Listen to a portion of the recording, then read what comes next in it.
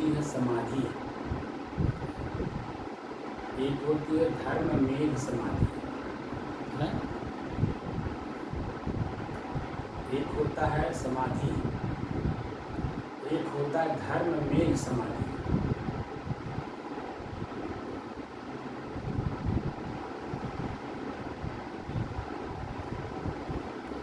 आज साधना करते करते कितना दिन हो गया? 621 दिन। तारीख कौन सी हो गई? 20 जुलाई सन 2023। दिन बृहस्पतिवार, सुबह सुबह का समय है। ये दूसरा पार्ट वीडियो बन रहा है।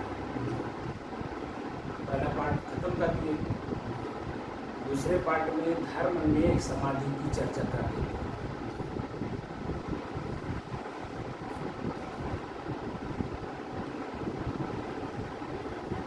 यह पातंजलि योग दर्शन, ठीक। पातंजलि योग दर्शन में धर्म में समाधि की चर्चा है।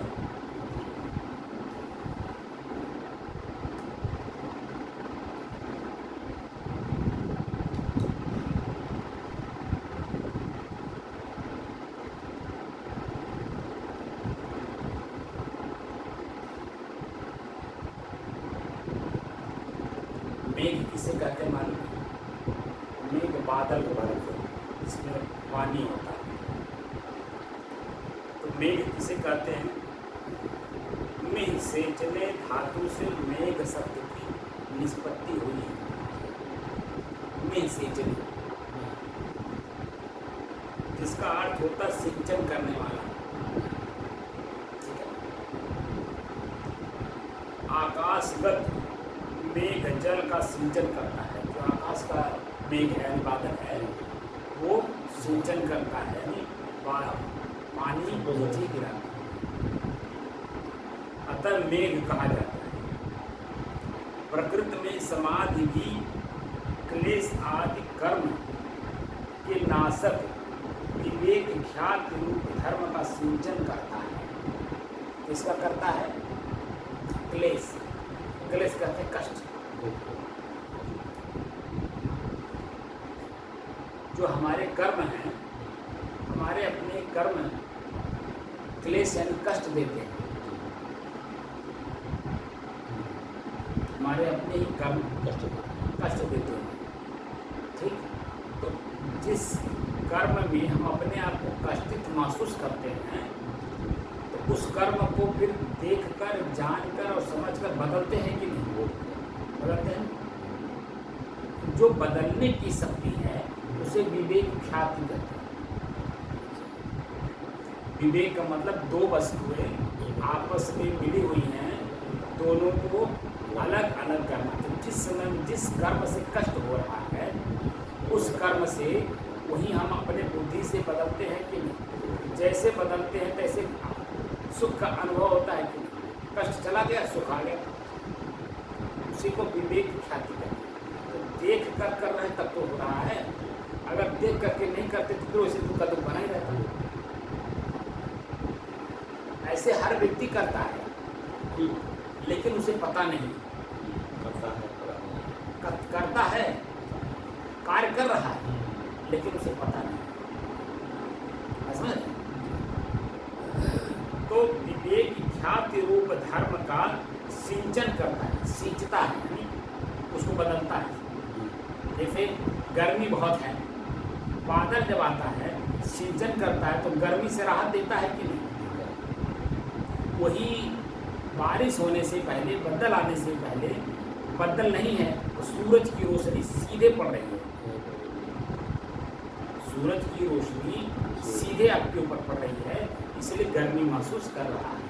बादल बीच में आ गया, जब बादल रहता है तो सूरज की रोशनी डायरेक्ट आपको पड़ती नहीं, तो भी तो सुख का अनुभव करता है। लेकिन जब बादल से बारिश होती है तो कितना सुख का अनुभव होता है। दूसरा सुख का अनुभव, जैसे खेत में आप निराई कर रहे हैं,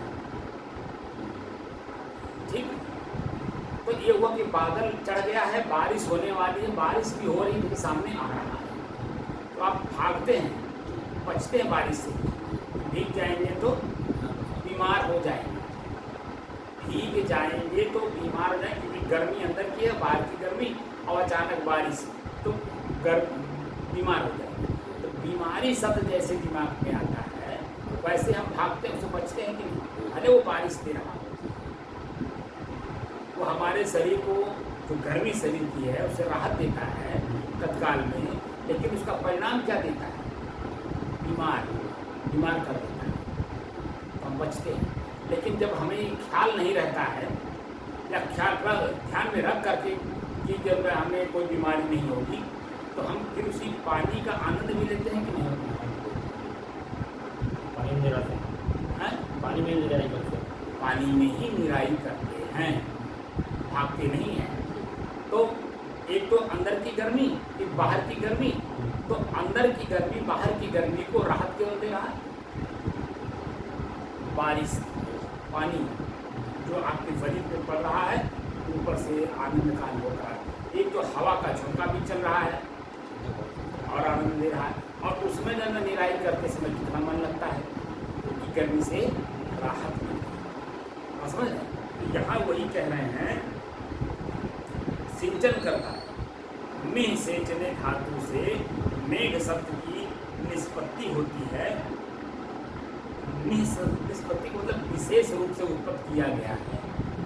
उत्पत्ति शब्द का प्रयोग नहीं किया, निष्पत्ति शब्द का नहीं, विशेषण लगा दिया। विशेष रूप से उत्पत्ति हुआ मैंने किया गया है, उनको देख करके किया जा रहा है ना, इसलिए। जिसका अर्थ होता है सिंचन करने वाला। आकाशगत मेघ जल का सिंचन करता है, अतः मेघ कहा जाता है।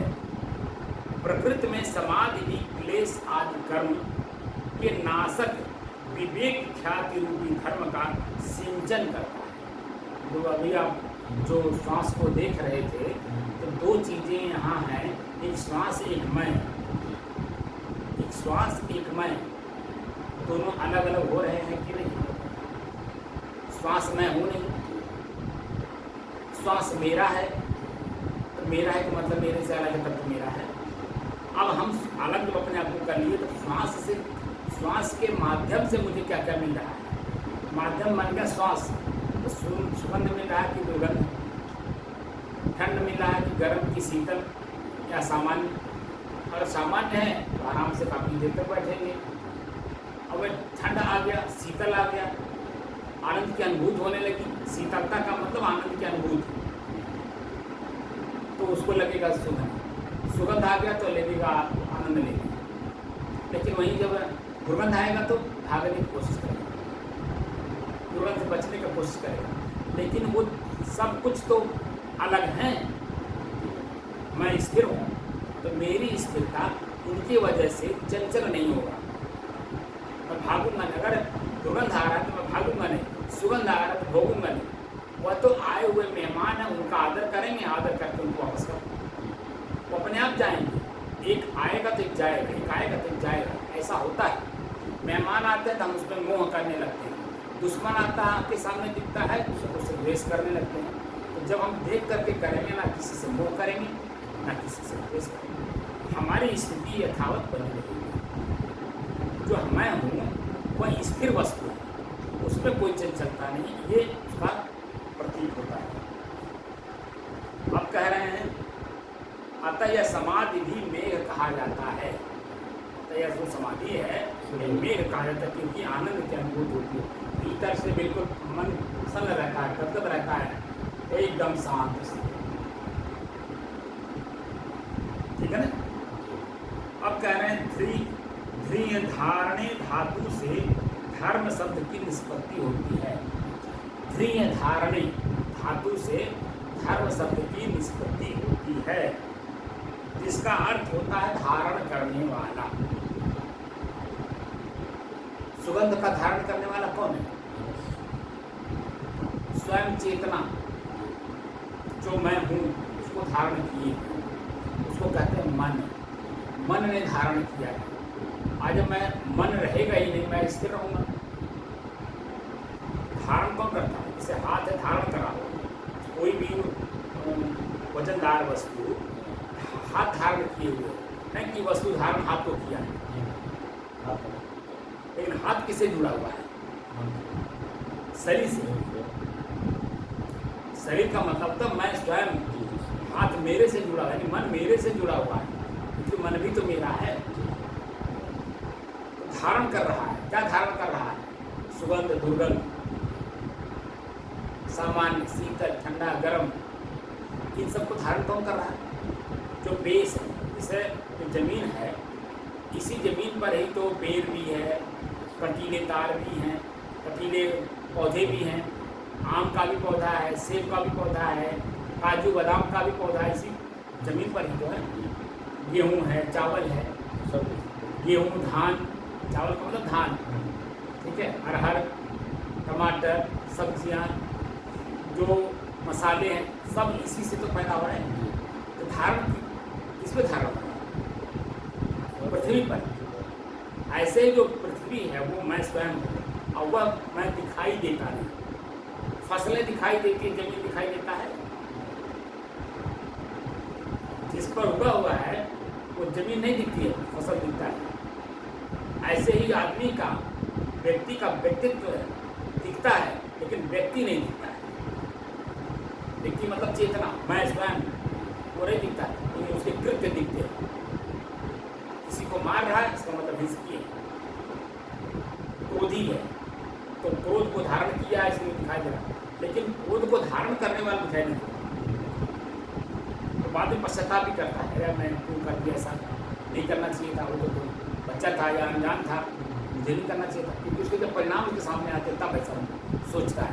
जब उसके सामने परिणाम नहीं आता है तो वो अपने भाव में रहता है, क्रोध के भाव में ही रहता है। लेकिन जब परिणाम आता है तब अपनी चेतना के भाव में आता है।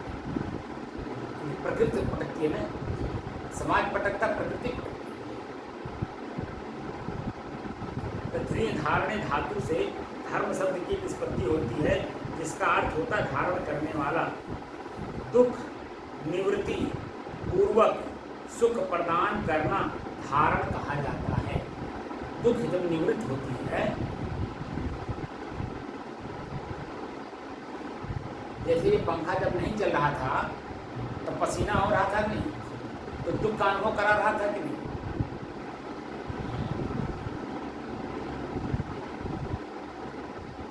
दुख निवृत्ति पूर्वक सुख प्रदान करना धारण कहा जाता है।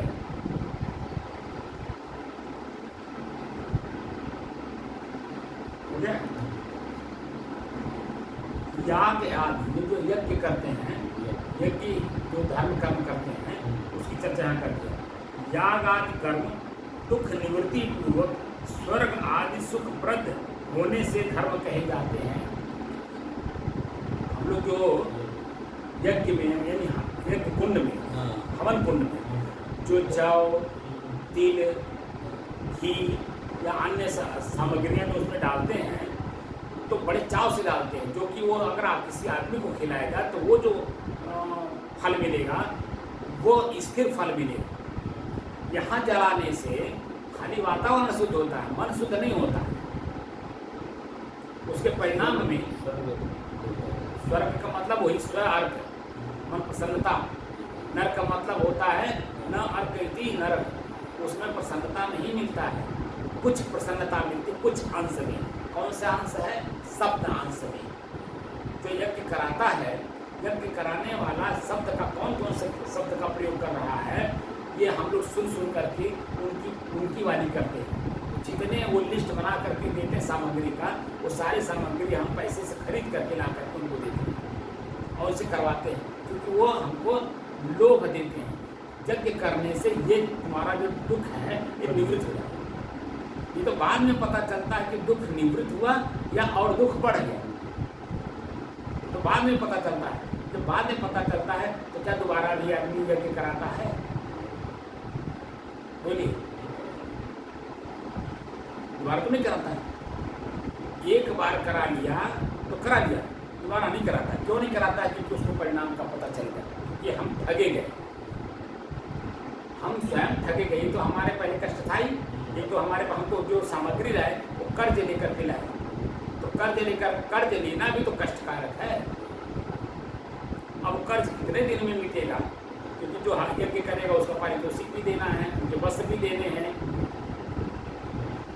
अब लाभ तो एक आदमी का हो रहा है, लेकिन जो करा रहा है उसका जब नुकसान हो रहा है, तो वो अपना नुकसान फायदा देखता है कि अंत में उसका चित्त ज्यों का त्यों ही पड़ा रह गया है। दुख का उसका जो निवृत्ति के लिए काम किया था और वो दुख बढ़ गया ना। इसलिए यज्ञ आदि भी कर्म समाधि के लिए उपयुक्त नहीं है, ये यहाँ बता रहे हैं। तो स्वर्ग आदि जो स्वर्ग नरक की हम परिभाषा करते हैं वह भी इस धर्म में समाधि के लिए उपयुक्त नहीं है। ना हमें स्वर्ग चाहिए ना हमें नरक चाहिए। मैं जैसा हूँ मैं अपने आप को खोज रहा हूँ, मैं जो हूँ वो मैं मिल जाऊँ बस इतना काम है। क्योंकि हम लोग किसको खोज रहे हैं? मैं कौन हूँ, ठीक है ना।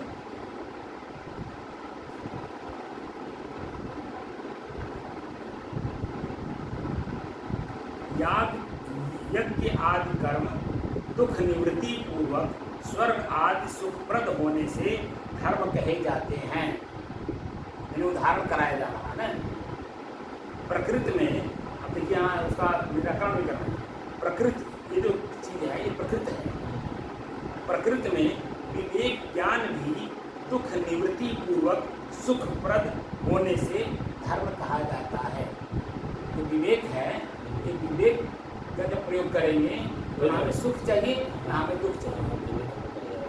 मैं जो हूँ मैं वही चाहता हूँ। मैं जो हूँ तो मैं जो हूँ वो क्या है? 5 इंद्रियों के विषय हम नहीं हैं, हम प्रकृति नहीं है। प्रकृति में परिवर्तन है। मैं स्वतः शांत स्वरूप हूँ, स्थिर हूँ, परिवर्तनशील नहीं। शरीर मेरा परिवर्तित हुआ लेकिन मैं तो वही हूँ।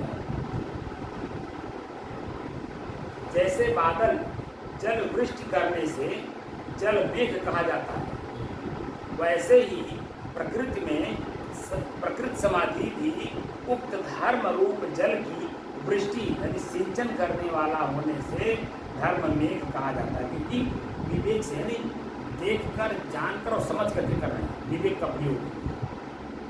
इसी धर्म में समाधि का लाभ उक्त जोगी को होता है। कौन सी जोगी को होता है? योग का मतलब होता है जो जुड़ना चाहता है, किससे? स्वयं से। स्वयं मैं कौन हूँ, जो इस बात को जानना चाहता है उस योगी को ये लाभ होता है। क्या होता है? लगातार जब हम बारिश के पानी में नहाते हैं, जब तक हमें ये महसूस नहीं होता कि मेरा शरीर ठंड हो गया, अब ठंड महसूस हो रहा है, तब तक हम नहाते हैं कि नहीं? स्नान करते हैं ना। लेकिन जब हमें महसूस होता है कि अब ठंड लगने लगा तो हम वो स्नान भी बंद कर देते हैं। क्या करते हैं?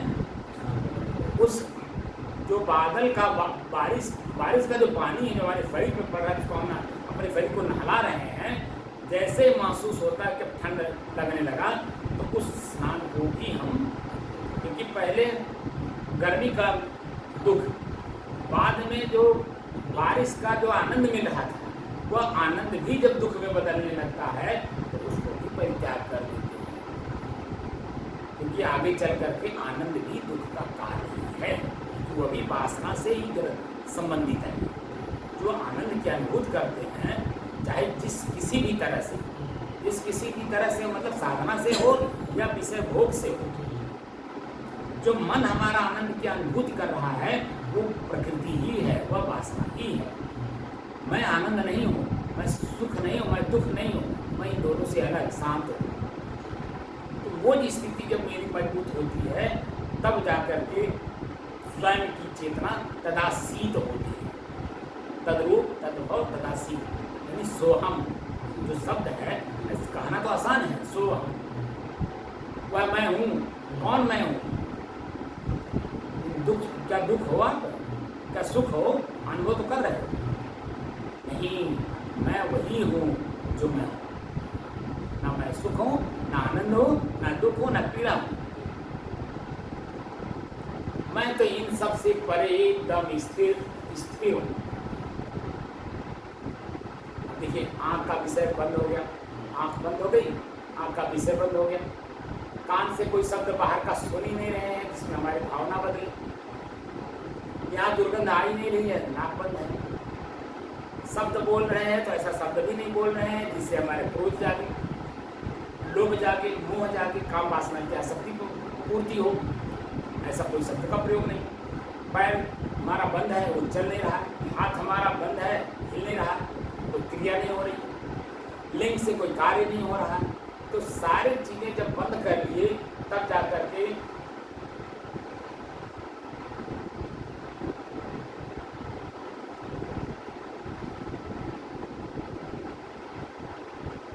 लगातार 2 घंटे हम बैठ लेते हैं, क्योंकि कोई क्रिया नहीं हो रही शरीर से। और क्रिया होगी तो वासना जगेगा, वासना है। इसलिए जो ये कहा जा रहा है बहुत ऊंची बात है। जब हम लोग, अब देखिए मैं इस बात को इसलिए आज जिक्र कर रहा हूँ, बाकी पीछे के सारे कार्य हम लोग कर चुके हैं। आगे हमारी चीज़ें जो स्थिति मजबूत होती है, देखिए कब पहले आप तो नहीं है, आपके अपने 77 साल की जीवन में आपने देखा होगा। तो मुझे 50 साल की में मैंने 5 साल 6 साल का तब मैं देखा था, तब से तो नहीं देखा। लगातार एक हफ्ता 15-15 दिन तक झकरी रहती थी, बादल लगे ही रहते थे, झकरी रहती थी।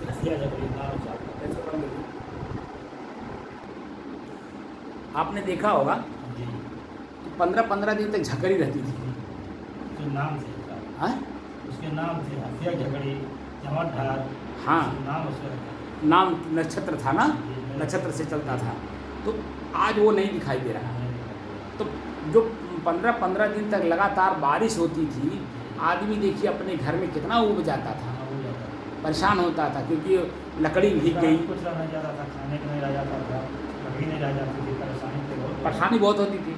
तो यही बादल जो सुख का काम, जो बादल आने से पहले जो गर्मी का मौसम था, उसमें जो पूरा समाज तबाह हो जाता था, परेशान होता था, अंदर से कष्ट महसूस करता था, गर्मी बहुत है, गर्मी बहुत है, गर्मी बहुत है, लू चल रहा है, परेशान होता था। वही जब झकरी आ गई, बादल आ गया, तो 1 घंटा 2 घंटा 1 दिन तो आदमी को कोई परेशानी, कोई दुख, कोई पीड़ा नहीं होती थी।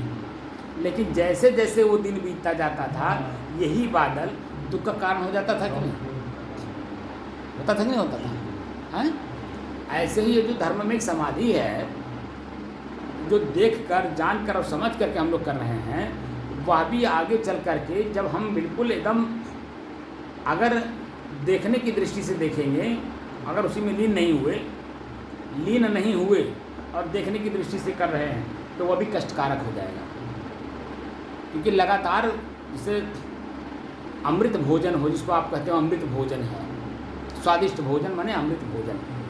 अगर अमृत भोजन को आप देख कर रहे हो और उस समय में आप देखेंगे कि जैसे जैसे हम कवर अंदर डालते जाते हैं, वैसे वैसे उसकी आसक्ति जो है वो ख़त्म होती जाती है कि नहीं। उसमें जो आनंद है, सुख है, जो मिल रहा है, चबा चबा के खा रहे हैं, वो धीरे धीरे ख़त्म होती है कि नहीं। एक अवस्था ऐसी आती है कि हम उसको भी बंद कर देते हैं, क्योंकि जो पहले भूख का अनुभव हो रहा था, कष्ट महसूस करा रहा था, वो भोजन करते करते भोजन भी जब ज़्यादा होने लगा, ये भी कष्टदायक होने लगा। तो हम क्या करते, दोनों को त्याग कर देते हैं। त्याग करते हैं कि नहीं। ये है विवेक ख्याति। ये दोनों को हम परित्याग करते हैं, तब हमारी स्थिति मजबूत होती है। ठीक है ना, बात कुछ समझ में बात आई। अभी तो हम लोग अभ्यास कर रहे हैं भोजन के लिए। भूख लगा है तब थोड़ा भोजन कर लें, ताकि जो है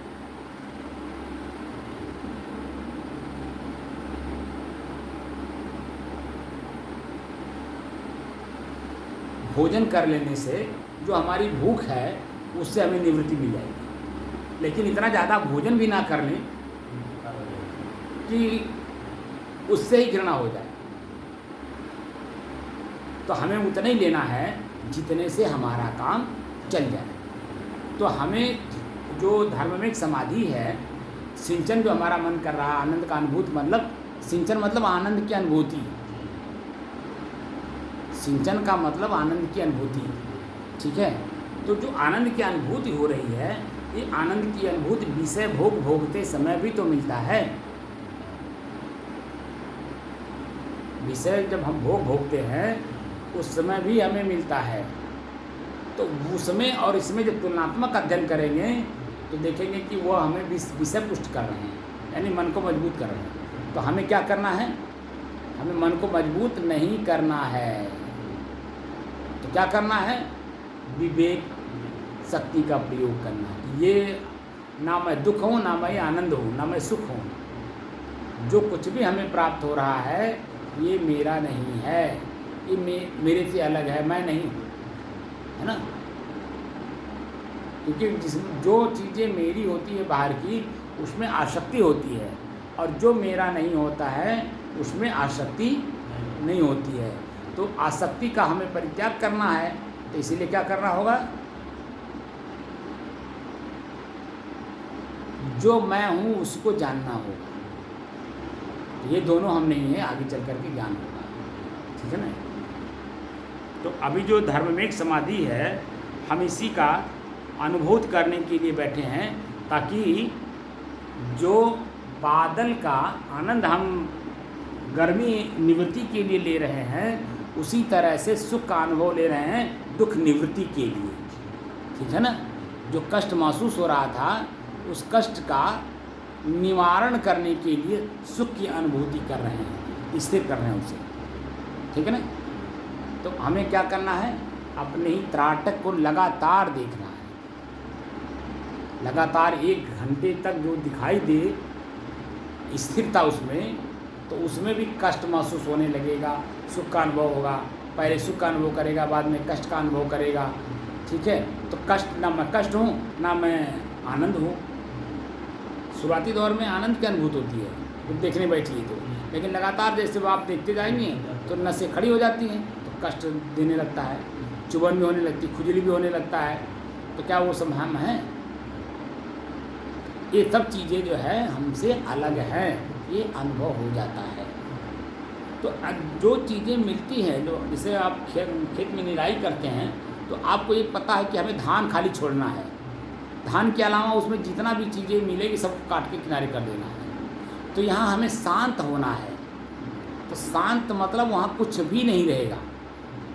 तो शांत माने धान, और उसके अलावा जो कुछ भी मिलेगा सबको काट के किनारे कर देना है। तब हम धान की पैदावार अच्छी ले पाएंगे, यानी शांत हमारी स्थिति मजबूत हो पाएगी। ठीक समझ में आ गई? अब बंद करें साहे।